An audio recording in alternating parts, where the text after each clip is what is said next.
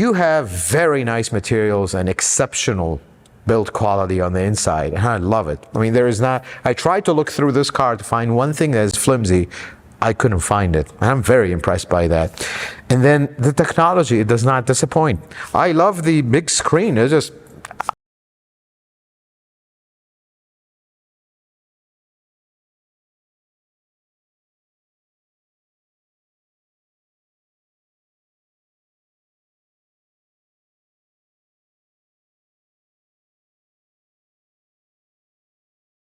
or F-Type.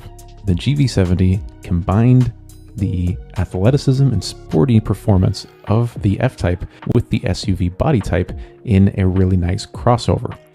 My Genesis is the 2023 2.5T. It goes another step because it also has another feature called blind spot view monitoring, and it's in both two of these because these are both the top of the line trim.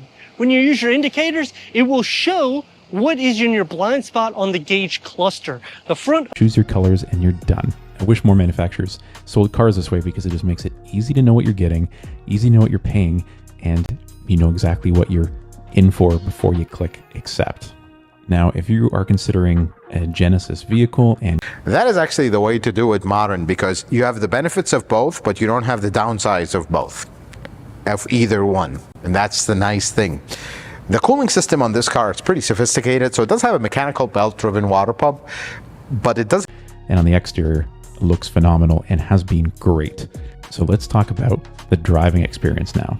This car has more horsepower than my Jaguar F-Type did. I had the 2-liter F-Type. This is the 2.5 turbo. An 8-speed automatic. It is all-wheel drive standard.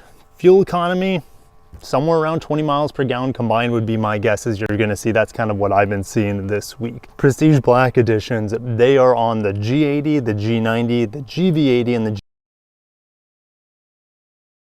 Underneath the 2026 Genesis GV70. Everything's covered in the front. I do like that the covers kind of extend all the way down. They do give you a little opening here and a oil change. Look at the front suspension here. So this has minimized oil circuit, not running all over the place. So I really like that design. It's very simple for service and pretty long lasting if things are done well by the manufacturer. Now the block is aluminum, and it does have one of those kind of cradle or the upgraded park and brake motor on it. That is the design that most car manufacturers are going by today.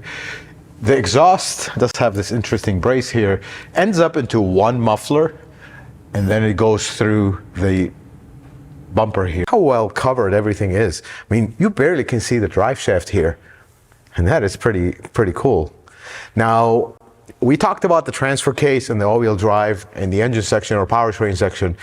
This is the transfer case. It's such a modes for rain, snow, etc. Sport mode, paddle shifters on the sport wheel, which is really nice. A majority digital but partially analog dial. You can get a fully digital dial if you want. What you've got here. The crossbars, the only con that I have here is they put the silver in between. What the heck were they thinking? Because you're paying extra for this, especially when they're pairing it with these enormous 22-inch wheels. You're still getting the 4 pistons in the front with the Genesis. Heads-up display, auto-dimming rear view mirror with the home link, LED interior lights. You got a sunglass holder, upgraded headliner with the panel moonroof. Also has Genesis Connect services, as you heard. Tri-climate control setting. Should always be. Then we have to talk about the giant screen here. Folks, this is one of the updates for 26. A giant 27-inch screen. It's one continuous screen, the infotainment and the gauge, literally connected. 6.5 inches headroom with this panel moonroof. I still probably have about 4 or 5 inches, but you can let me know in the comments. The door panel and dash, it configures it together nicely, and it actually wraps around the whole dash, and it carries that segment into the rear.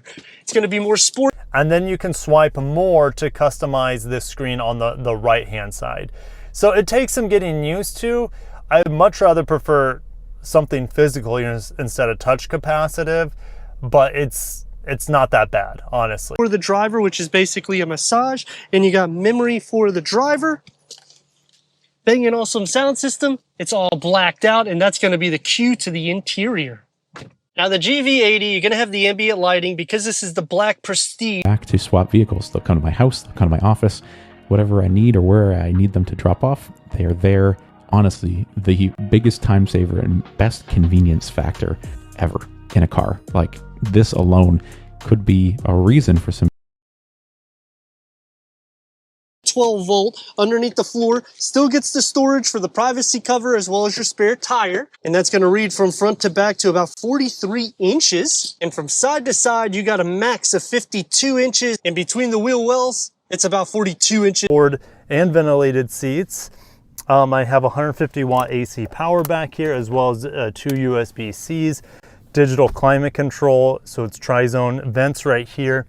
You know, I don't have additional vents above or Which is longer. You're going to have a little bit more cargo capacity and more interior space. And when you go to the GV80, you can also option a third row, whereas here you cannot. So if you need the more space, then I could say go that step. But I think the This is blacked out.